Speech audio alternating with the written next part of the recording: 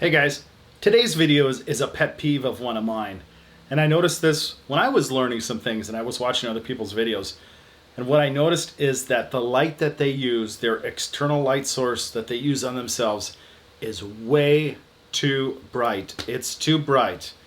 And so let's find out why that is, and I'll show you how I use my simple little setup, okay? Click, click, click, click and a pick it. Click, click, click, click and a pick it. Click, click, click, click and a pick it. Click, click, click.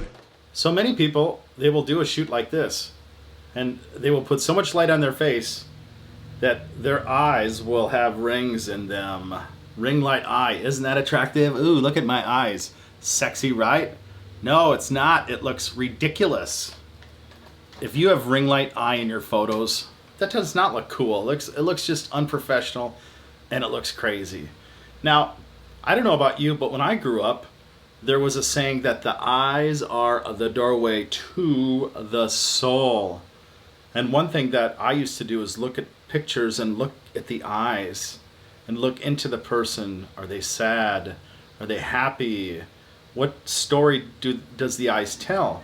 Now, if you look at the eyes with a ring light, it tells the story of a ring light. There is no real story in there. And so, how do we get away from that?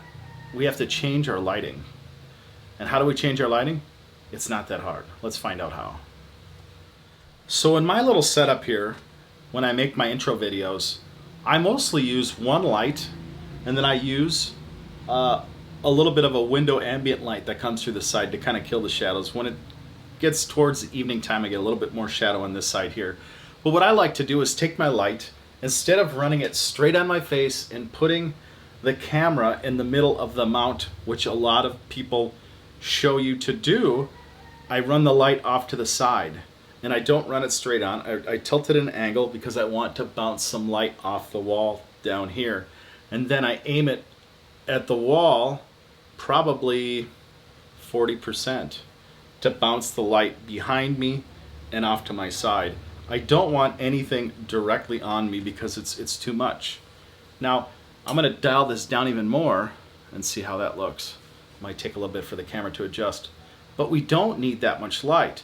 If you're so blinded by the light, you're squinting and you can't see. That's not a good setup. That's not how this is supposed to work. I don't believe that putting the light directly on you is the right process, okay? Go off to the side, bounce it off the ceiling, bounce it off the wall, go through a diffuser, anything you have, put a sheet over the light to kill that ring light effect. Do what you can to eliminate the ghosting look, okay? And so that's my thoughts today.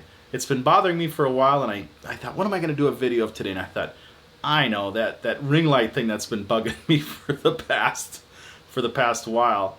And so that's my tip today. Hopefully that helps. If you have any thoughts or ideas, leave them in the comments below. And if you can, throw me a like and subscribe, and let's grow together. Thank you very much.